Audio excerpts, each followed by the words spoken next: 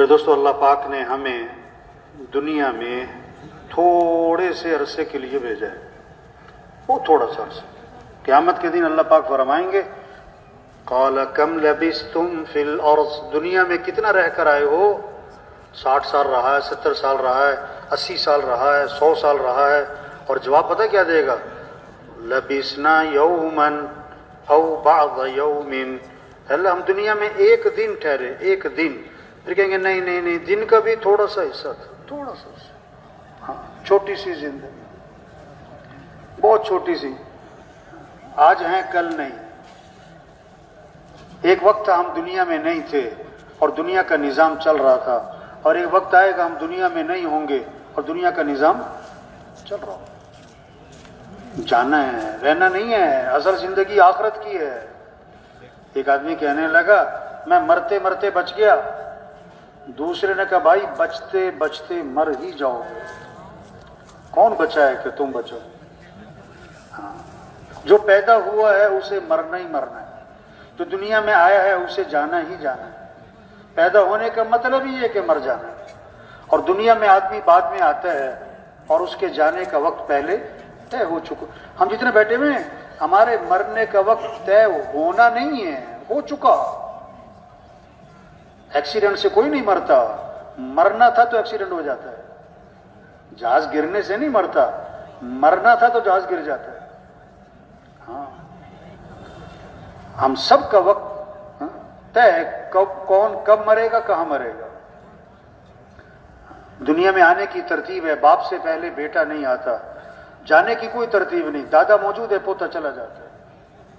کتنے لوگ ہیں جو سورج کا طلوع دیکھتے ہیں، غروب نہیں دیکھ پاتے۔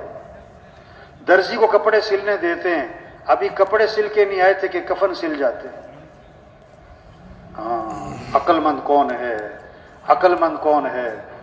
حضرت محمد صلی اللہ علیہ وسلم سے دریافت کیا گیا من اقیس الناس یا رسول اللہ ومن احزم الناس، کہ اللہ کے رسول سب سے بڑا عقل مند کون، سب سے بڑا عاقبت اندیش آدمی کون؟ آج کسی کو بے وقوف کہہ دو، برداشت کرے گا؟ آپ صلی اللہ علیہ وسلم نے 2 باتیں فرمائیں عقل مند کی نشانی، اکثرهم ذکرا للموت واکثرهم استعدادا، اولئک الاکیاس ذهبوا بشرف الدنیا وکرامت الاخرہ، جو لوگ موت کو کثرت سے یاد رکھے ہیں۔ صرف یہ نہیں کہ موت کو یاد، کثرت، موت کو یاد رکھو، مر جانا ہے، یہ سب کچھ چھوٹ جانا ہے، اور پھر موت کی کثرت سے تیاری کرے۔ حدیث میں آتا ہے جو 25 مرتبہ روزانہ پڑھے اللہم بارک لی فی الموت وفیما بعد الموت، اللہ میری موت میں برکت، موت کے بعد کی زندگی میں برکت دے، موت کو یاد رکھے، اور 25 مرتبہ روزانہ یہ دعا پڑھے، تو آپ صلی اللہ علیہ وسلم نے فرمایا اللہ اسے شہادت کی موت کا ثواب عطا فرمائے۔ ہاں، اصل آخرت ہے۔ عقل مند ہے جو موت کو یاد رکھے، عقل مند ہے جو موت کی تیاری کرے۔ موت خاتمہ نہیں ہے، موت کے بعد اصل زندگی ہے۔ موت کیا کہتے ہیں؟ انتقال عارضی زندگی سے ہمیشہ کی زندگی کی طرف، ختم ہونے والی زندگی سے نہ ختم ہونے والی زندگی کی طرف۔ موت کا مطلب جو نظر آ رہا تھا نظر آنا بند، جو نظر نہیں آ رہا تھا نظر آنا شروع ہو گیا۔ ہاں، کتنوں کا کفن بازار میں آ چکا، انہیں کوئی پتہ نہیں، اس دکان کے سامنے سے گزر رہا جہاں اس کا کفن رکھا ہوا ہے۔ مرنا ہے، مرنا ہے، یہ سب کچھ چھوٹنا ہے۔ قل ان الموت الذي تفرون منه فانه ملاقيكم ثم تردون الى عالم الغيب والشهاده فينبئكم بما كنتم تعملون۔ اللہ فرما رہے ہیں ان کو بتا دیں، ان کو بتا دیں، یہ موت جس سے تم بھاگ رہے ہو یہ تو آ کے رہے گی، کہاں جاؤ گے بھاگ کے؟ اور پھر تم لوٹائے جاؤ گے اس ذات کی طرف جو ظاہر پوشیدہ کو جاننے والا، اور تمہیں بتائے گا کہ تم کیا کر کے آئے۔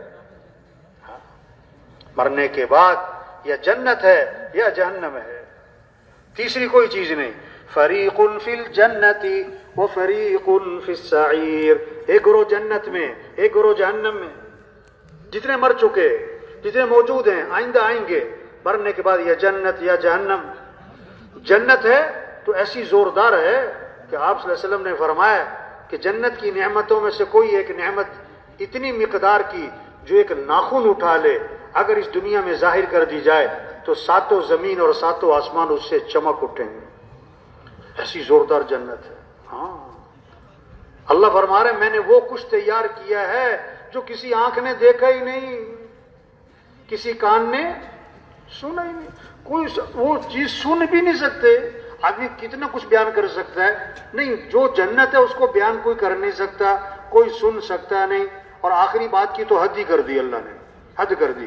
کیا کہ کسی کا تصور, عقل, خیال وہاں تک پہنچ ہی نہیں سکتا جو میں نے اس کی آنکھوں کی ٹھنڈک کے لیے تیار کر رکھا ہے.